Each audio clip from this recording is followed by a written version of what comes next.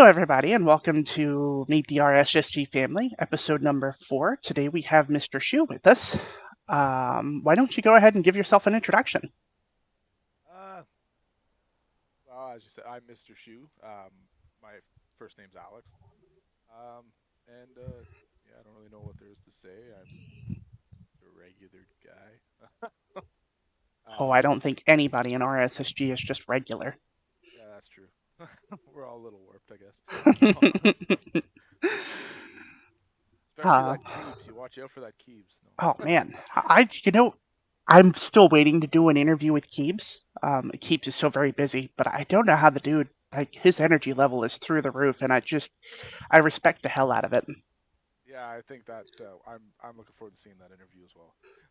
Yeah, that's going to be quite interesting. I'm not even certain how it's going to go. That's Um, gonna be wild. yeah, we actually have an interview with me coming up soon too. So Oh, nice. it'll be on my face reveal stream day. So for those of you who Oh, are watching this episode, you do actually get to see what I look like coming up soon. So what kind of game do you play on stream? on stream, pretty much just basically what I play usually. I play a lot of I kind of gravitate towards like retro gaming, Sure. in particular. I like to think I'm a variety streamer, but I play a variety of video games, I guess I should say. But no, I gravitate towards more retro stuff. It just seems to hold my interest a little bit longer. Some of the best games are retro. I Every, have to agree. I, if my capture card wasn't broken, I'd be probably playing some on my stream myself. Dying to play Breath of Fire 3 again. Oh man, yeah, Breath of Fire series is amazing. So what got you into gaming? Um, honestly, my dad had a Nintendo, just the NES. Whenever I was probably before I was born, he had one, and I remember just like maybe being 4 or 5, and just he would hand me the controller, and I'd just play like Mario or whatever. But I like my earliest memories are playing uh, just Nintendo with my dad, playing. We played a lot of Super Mario 3, and I remember I wasn't able to beat the castles. Like I was really young, and I remember my dad beating them all for me. And for some reason, I get my mom to beat the water levels. I Yeah, don't know why that was a thing, but it was in my head that my dad would beat the castles and my mom would beat the water levels. Um, but yeah, I started with the NES, and it just kind of snowballed from there. sure. Um, so just for fun as a kid, but how has that evolved now that you're an adult? What does gaming mean, and how is it different from when you were a kid? Uh, Gaming is essentially my great escape, I guess I could say. Um, just from reality. Uh, just in the sense that you know everyday life, I'm sure for everybody is pretty stressful, work and bills and Absolutely. you know but then I can come home and within 20 minutes I can slay a dragon and ride a horse and shoot flaming arrows at enemies and then be back on my couch by midnight to you know watch TV and get some sleep. Sure. So like I don't know, it's just to let loose and to really just escape. That's kind of that, and I find gaming connects you with people. I met a lot of really cool people through the RSSG that I probably never would have met if it wasn't for gaming. So I feel it's almost a social thing now too as well. Absolutely. The friends I've made through RSSG have been just amazing. I'm so proud to be part of this group. Yeah, I've made some really cool friends as well.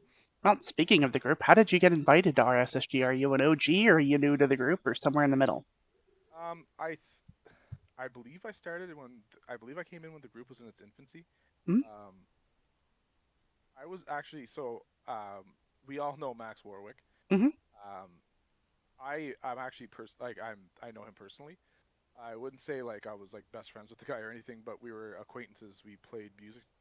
He plays in bands around the same area that I do, and I've booked shows and I've booked his band, and we've actually performed on stage together a few times. So I remember he was streaming on Facebook, and he was doing some Dark Souls stuff, which I'm a huge fan of Dark Souls. And so I was watching his streams, and I always wanted to stream, but I just never really had the impetus to do it. So I guess he just kind of inspired me to this, like say like screw it and set up webcam and start doing it. And then I kind of asked him for some advice, and he kind of gave me some tips. But then he was just like, join this Discord, and he invited me, and kind of snowballed from there. And ever since then, Max and I have become, I can actually say he's a friend now as opposed to like an acquaintance. And yeah, Sure. I've met some really cool people, and that's essentially how I joined the RSSG. Was through Max. Okay. Well, that answers my next question as well. Oh, So, what are your long-term goals as a streamer? um, I can't say I really have any long term goals as a streamer. I don't stream too often. I streamed a lot more when I first started, and now it's maybe once a month, if that. I think it's more just I just enjoy sometimes hopping on and interacting with people while I'm gaming. Just sometimes it's nice to just kind of chat while you're playing through Super Mario for the 100th time that week. Um, yeah, I don't really think I have any goals as a streamer. I don't think I'd ever try and take it seriously. Not to say there's anything wrong with trying to take it seriously. For me personally, I think I don't know if I have the personality to really connect with um, people like the way that some of the more successful streamers do. Um, so I don't really think I have any goals, but it's more just for fun, I think. Sure. There's nothing wrong with not need having a long-term goal, especially if you're using it just as a way to relax. Yeah, I agree. I agree. It's more just again, like I met some really cool people, and I like to pop into other people's streams every now and then and see Right. what's going on. So it's more just like it's really just a social thing for me. Um, so I mean, you've probably been streaming a while if you were part of RSSG in the infancy, so you've got to at least have a funny or awkward story from your time as a streamer. Oh, um, oh man. From my time as a streamer. I mean, I'll take a life awkward story too if that's what you've got to give. It's all good. uh, It's all good content. I'll take it. huh. Yeah. I read through the questions. I wasn't prepared for that one. It's kind of threw me for a loop now because I thought it was more just an awkward story as opposed to I mean, either one's fine. It really is. Like, you know, that story yeah. that your dad tells your girlfriend every time you get a new one that just makes you embarrassed. I mean, that's a good story too. We'll take that. I mean, Huh. Actually, I got a gig story for you. sure. So we were playing at a place. It's actually just in close to my. It's in a city called Petawawa, Ontario, and it's like there's like this kind of there's a club that is called the Great Canadian Warehouse, and we were like playing a metal show at this, right, and it was like I don't know. It was really like people didn't know how to take it because I think they're coming in for like a dance club, and there was like a bunch of teenagers up there screaming their lungs out, and so like we had like this really like divided crowd, and there was like a couple of lads, and they were drinking close to the stage, and they ended up spilling beer all over the stage, and I just remember standing there, and I'm the vocalist, so I'm facing and I'm singing, and I turn and I look at my guitar player, and he looks at me, and then I turn and I look back out, and then I all of a sudden I just hear my guitar, and I turn and I look, and my guitar player's laying face down on the stage,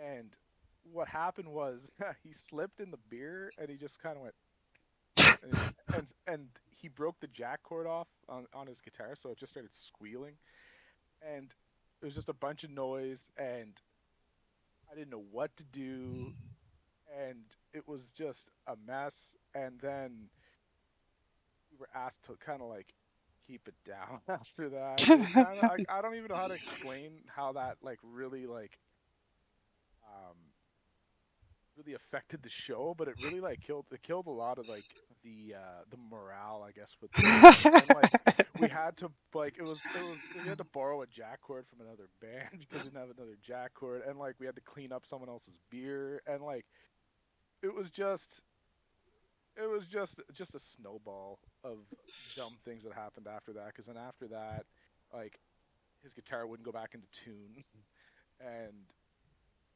yeah, it was just a really bad show.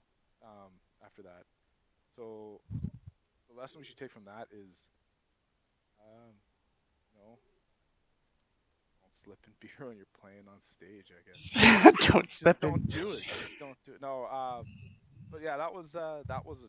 It might not sound as awkward if you know if you never played in the show or whatever, but it was like it was kind of embarrassing. And yeah, so that was kind of a threw for a loop there. I mean, I used to do stand-up comedy, so I know what it's like for things to go wrong on stage. So I Yeah, get it. yeah, yeah. As soon as it's just like you're trying to be you know what I mean, you have to play kind of a role, and like you're an entertainer, you're an actor, Right.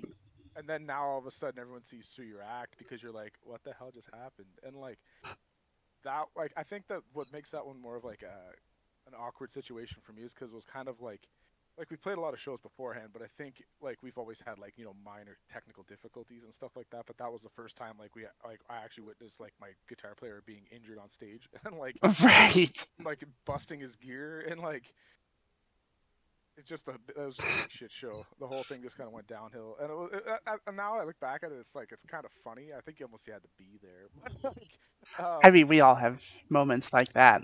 yeah, it's funnier if you were there. But like it was just the way it just went Absolutely. downhill.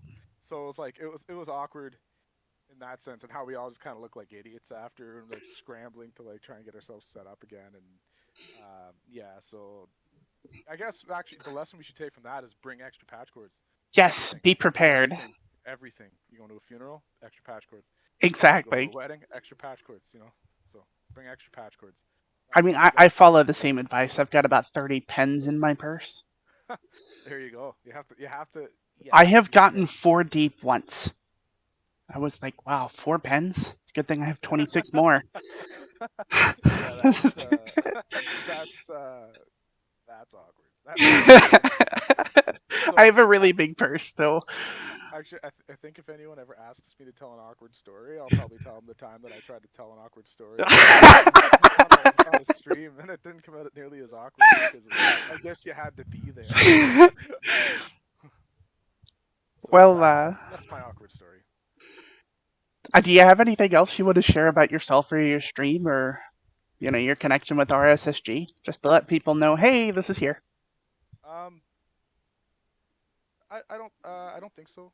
Um, simply because I don't stream too much anymore. But if you're watching this interview, there's a lot of really cool streamers that are in the RSSG. So stick around, catch some cool streamers, make some friends, make some connections. That's what it's about. Absolute. Oh, there it is. There it is. I was waiting the entire time to hear the about. I love the Canadian about. That's all. It's cool. So does it sound like a boot to you? Because I'm saying No, about. it's I'm definitely about. saying about. Yeah, because What's it supposed to be? we say about, like there's About about, and about you're saying about. a There's boot. a, it's Yeah, it's okay, I get a boot. it's Yeah, just okay, it's a little okay. different. It's really cool though. It's like some of the things Nav says are really cool for me too. So speaking of you Oh, being Canadian, have we ever talked about the Trans Canadian Highway? I don't believe we ever spoke about it. I, No. I ask all the Canadians this because it's important to me as a transgender person. Did it identify as American before it transitioned into Canadian, like the Trans Canadian Highway? That's a good question. Now that you mention it, I sure as hell hope so. Just- Trans Canada Highway. I like that. well, I really appreciate your time, and I appreciate what you do as a member of RSSG, sticking around and keeping us on our toes.